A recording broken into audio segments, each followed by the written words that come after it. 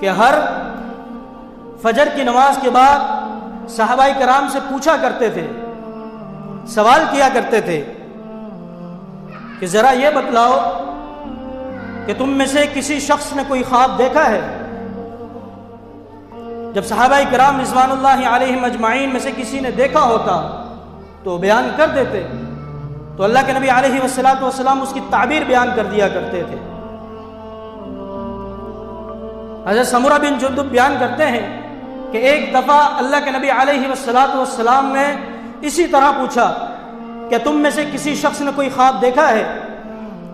تو صحابہ کرام رضوان اللہ علیہم اجمعین نے بیان کیا ہم میں سے کسی شخص نے نہیں دیکھا۔ تو اللہ کے نبی علیہ والسلام نے فرمایا آج میں نے ایک خواب دیکھا ہے۔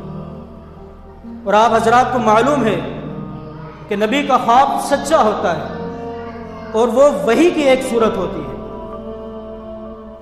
تو اللہ کے نبی علیہ والسلام نے فرمایا کہ میں سویا ہوا تھا کہ دو شخص میرے پاس آتے ہیں، وہ مجھے اٹھا کر لے جاتے ہیں تو میں ان کے ساتھ چل پڑتا ہوں۔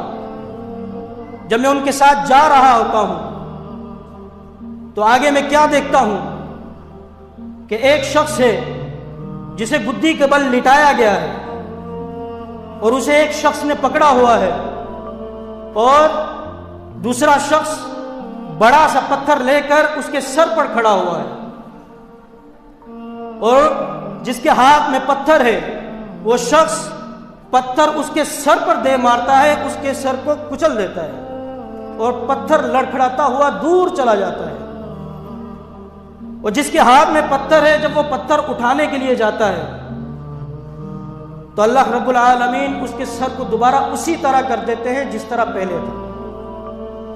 وہ شخص دوبارہ پتھر اٹھا کر لاتا ہے، دوبارہ اس کے سر پر اسی طرح مارتا ہے، اور یہ ماجرا چلتا رہتا ہے۔ تو اللہ کے نبی علیہ والسلام نے ان دو اشخاص سے پوچھا یہ کیا ماجرا ہے؟ یہ اجتساد اس طرح کیوں کیا جا رہا ہے؟ کس وجہ سے کیا جا رہا ہے؟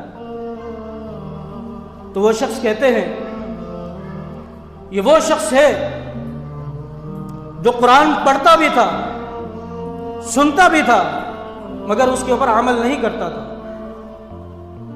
اور فرض نماز میں سویا رہتا تھا۔ جب مؤذن مسجد سے اذان کی صدائیں بلند کرتا تھا یہ اپنی نیند کے اندر مشغول ہوتا تھا، اپنے کام کے اندر مشغول ہوتا تھا، نماز پڑھنے کے لیے نہیں آتا تھا۔